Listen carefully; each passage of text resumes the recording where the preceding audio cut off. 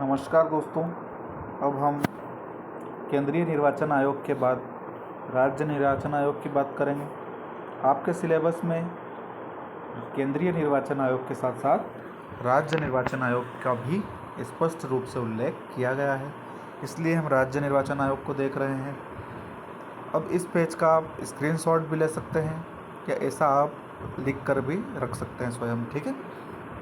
राज्य निर्वाचन आयोग की अगर हम बात करें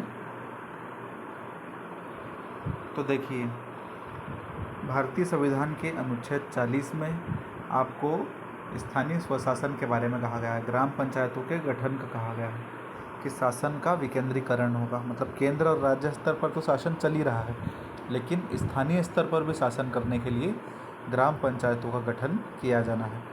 तो इस स्थानीय स्वशासन के चुनावों के लिए, जैसे ग्राम पंचायत के चुनाव हो गए, जिला पंचायत जनपद पंचायत के चुनाव हो गए, नगरीय निकायों के चुनाव हो गए, ठीक है। तो इनका जो कार्य करता है, इनका जो संचालन करता है, वो राज्य निर्वाचन आयोग के द्वारा किया जाता है, ठीक है। अनुच्छेद 243 के में राज्य निर्वाचन आयोग के गठन, संरचना और कार्यों के बारे में चर्चा है, ठीक है। यह एक सदस्यीय आयोग है। जैसे हमने केंद्रीय निर्वाचन आयोग के बारे में देखा, 3 सदस्यीय आयोग है, लेकिन राज्य निर्वाचन आयोग एकल सदस्यीय आयोग है, ठीक है।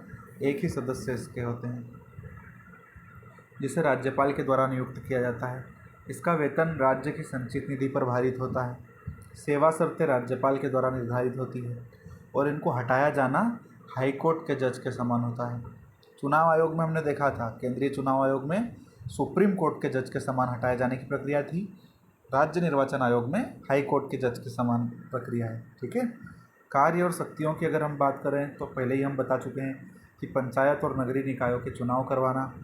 पंचायत के चुनाव कराने की शक्ति अनुच्छेद 243 के में है और नगरीय निकायों के चुनाव कराने की शक्ति अनुच्छेद 243 जेड ए में है, ठीक है। और अगर संविधान संशोधन की बात करें तो 73वां संविधान संशोधन अधिनियम 1992 पंचायतों से संबंधित है और 74वां संविधान संशोधन नगरीय निकायों से संबंधित है। भाग 9 पंचायतों से संबंधित है और भाग 9 के नगरीय निकायों से संबंधित है, ठीक है।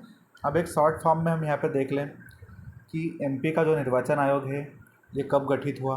तो इसकी अधिसूचना 1 फरवरी 1994 को आई और इसका गठन 15 फरवरी को किया गया।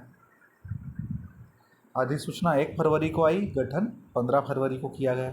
अनुच्छेद 243 के तहत किया गया और इसकी टैगलाइन है, हर वोट कीमती, हर निकाय महत्वपूर्ण, ठीक है। इसके प्रथम आयुक्त एम बी लोहानी थे और वर्तमान में जो एमपी स्टेट इलेक्शन कमीशन के प्रमुख हैं वो बसंत प्रताप सिंह या बीपी सिंह है, ठीक है। महिला, अभी तक एक भी महिला एमपी की चुनाव आयुक्त नहीं बनी है, ठीक है। तो ये बातें आपको राज्य निर्वाचन आयोग के बारे में ध्यान रखना है, ठीक है। Thank you.